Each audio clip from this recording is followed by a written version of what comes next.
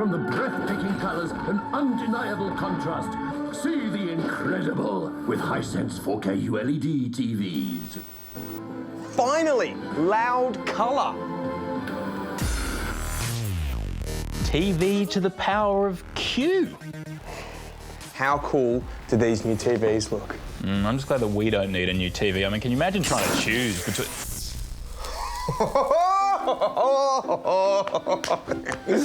Come on down to Loopy Larry's laptops, electronics, and televisions. We got little TVs, big TVs, medium-sized TVs. I sell candles now. My wife won't stop making them. I'm Loopy Larry, that's right. Loopy. So come on down to Loopy Larry's. That's right, I'm clinically insane. G'day, lads. What can I do you for? LED, LCD, OLED, QLED, ULED, I don't know if we... BLT. Oh, I'll take that, yeah. All that jargon is designed to confuse you into buying the fancy-sounding thing. So, what does it all mean? Oi, you nicked me bloody customers. All of these terms refer to a TV screen's display or panel. Seems overwhelming, but really there's only two technologies to choose from: LED and OLED. Ah, right, well, actually... Now, obviously, I am going to be making some generalisations to explain all this technical stuff, so if you are a pedant about this sort of thing, please email smcalliff@madashell.tv. You've probably heard of LCD. That refers to the liquid crystal display at the front of the TV.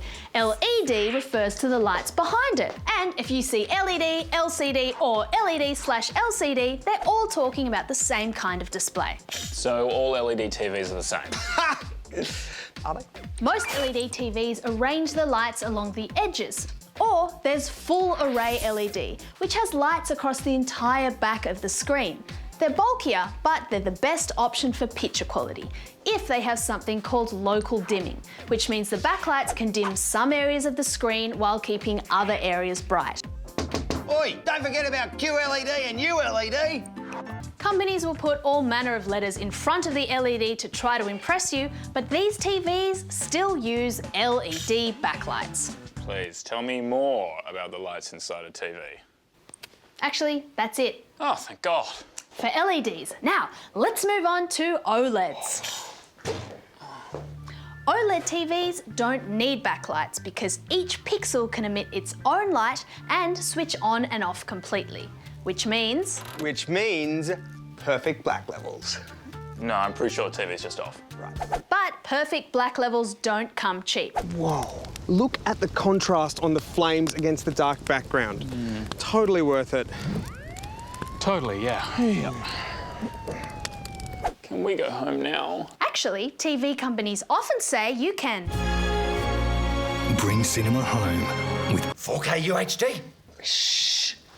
If you see any of these terms, they're talking about resolution, or how many pixels are on the screen. 4K is the highest resolution. It's sometimes also called Ultra HD or UHD. 4K TVs have over 8 million pixels. Is that a lot? Have you considered SUHD? That's just the same resolution as UHD, but here's what they did. They put an S in front. Worked for Uber, man. Oh, because super. Yeah, all right. So, in terms of... HDR? FDR? So, in terms of resolution, while 4K is top of the range because it's got the most pixels, HDR, or high dynamic range, means better pixels by oomping up the colour and contrast to make the picture more naturalistic. So hang on, if I have 4K and HDR, I really can bring the cinema home. Except... We'll take it. Booyah! Ah, I didn't get the money. Except to take advantage of both 4K and HDR, you need to be watching content that's been filmed in those formats, and that's not widely available. No Australian TV channels have it. Yes, but content in 4K and HDR is available on things like Netflix and Stan. But you need fast internet to be able to watch it, and not many Australians have that.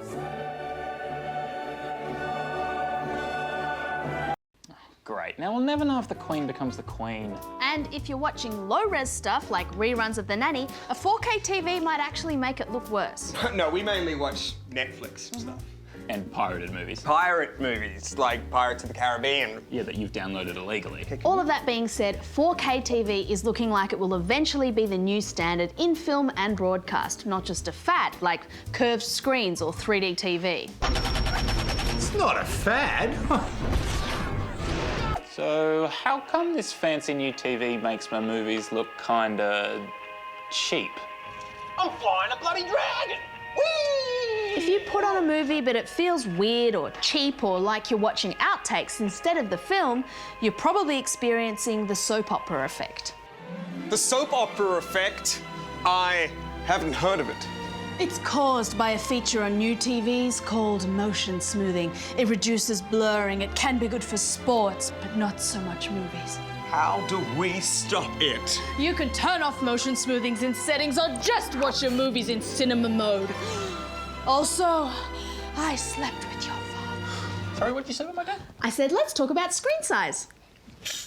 Bigger is always In a better. coma, technically, I'm not considered family. I wouldn't be allowed to pull the plug. I should have placed them. Well, there is such a thing as too big. Exactly what that is depends on your viewing distance. Online guides suggest that you should look for a screen size which is about half the distance between your couch to your TV. So measure it out before you go to the shops. Whoa. They look so good, they make me hate myself. There are all sorts of tricks retailers can use to make their display TVs look incredible. It's kind of like Phil here. Maybe he scrubbed up on your first date, but when you got him home, it wasn't quite the same. Hey, can you take that down, please? It's fine, it's fine. You look good. So, when you're shopping for a TV in-store, ask the assistant to turn off demo or shop mode and cycle through the other viewing modes while you watch a range of different channels.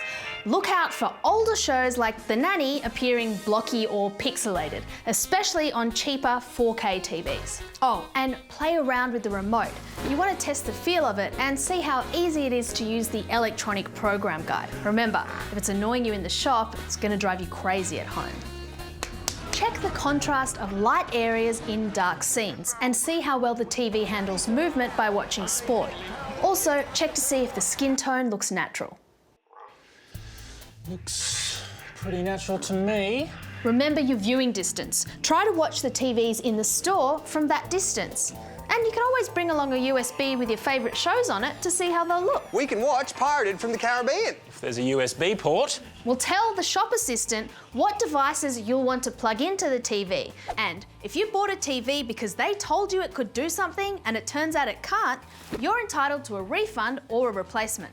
And of course, you'll be wanting the gravity stand, the diamond HDMI cable, the Star Trek phaser remote control, and one of Loopy Lizzie's lovely lavender candles.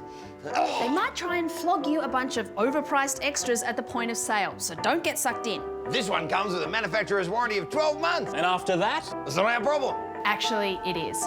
The store still has to provide a remedy even after the manufacturer's warranty has expired. I'll give you the number for the manufacturer. No, don't let him fob you off to them. The seller still has to deal with it if it's within a reasonable period. But what is a reasonable period? I mean, it's a grey area. You're better off buying our 2-year extended warranty. Well, in a 2014 case, TV maker Panasonic agreed that a television should last for 8 years. So, chances are the consumer guarantees, which are free, are going to last even longer than the extended warranties you pay for. Loopy Larry did not know that. You're not alone, Larry. Choice found that half of TV salespeople were giving incorrect information about the consumer guarantees. Loopy Larry's on the lam. Good God. Look, at the end of the day, you don't have to spend top dollar to get a good TV. In fact, a lot of the independent consumer and tech review sites recommend mid-range units under $1,000. If you're happy with the picture quality and it does everything you want it to, that's enough. Let's go this one. We made such a great choice. Yeah, it's worth every penny.